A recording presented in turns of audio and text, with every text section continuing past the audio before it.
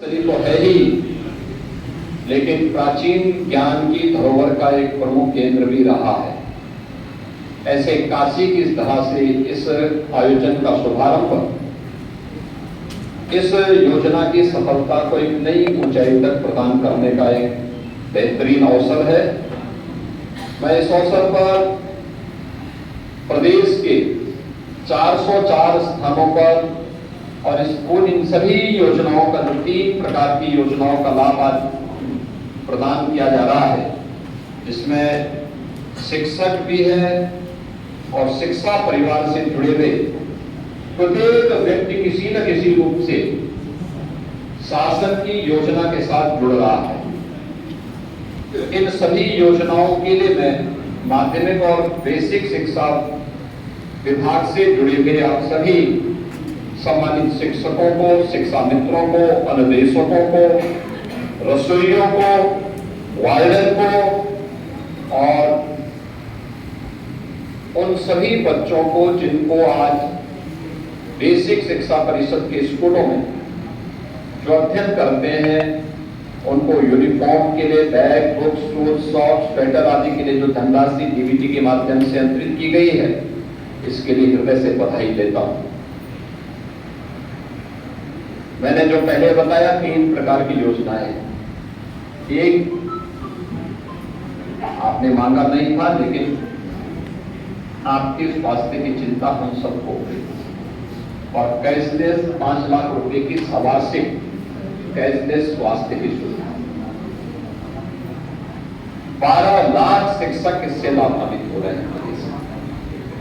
यानी इसमें शिक्षक भी हैं, शिक्षा मित्र भी हैं, अनुदेशक भी हैं और रसोइया भी है, वार्डन भी है। एक साथ इससे लाभान्वित हो रहे हैं 12 लाख बेसिक और माध्यमिक शिक्षा से जुड़े हुए लोग। मैं इन सभी को इस योजना के लिए हृदय से बधाई भी देता हूं, आपका अभिनंदन भी करता हूं और ईश्वर से प्रार्थना करता हूं कि आप स्वस्थ रहें, उत्तम आरोग्यता को आप प्राप्त करें, यह हमारी शुभकामना है। दूसरा, जो बेसिक शिक्षा परिषद में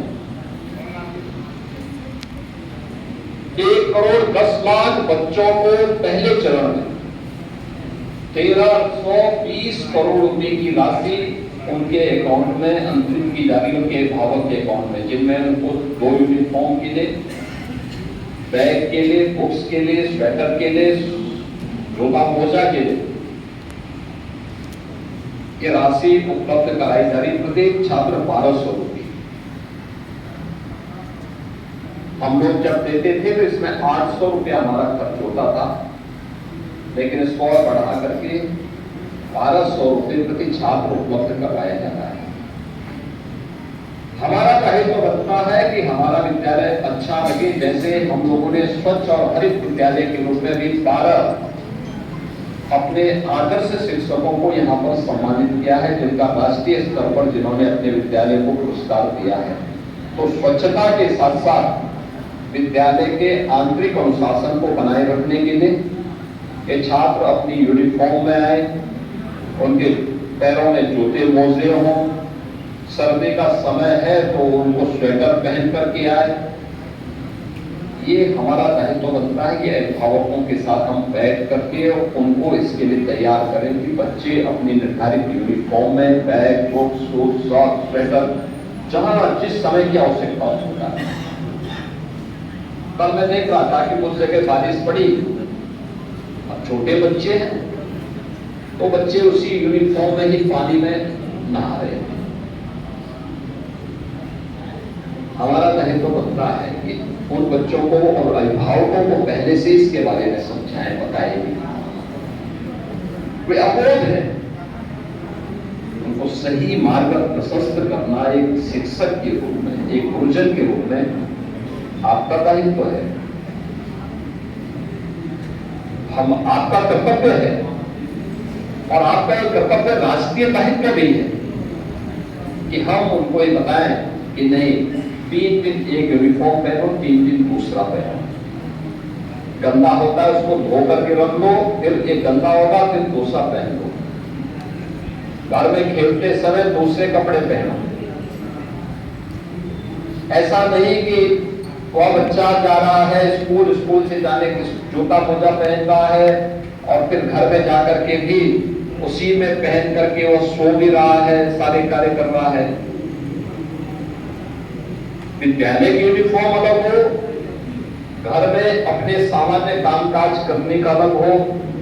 स्नान वगैरह करना है तो स्नान करते समय उस यूनिफॉर्म को उतारने का काम अलग हो।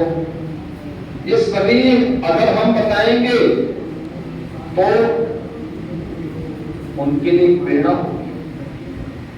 स्वच्छता की लक्ष्य को और स्वच्छ भारत मिशन की सफलता को और नई ऊंचाई तक पहुंचाने में मदद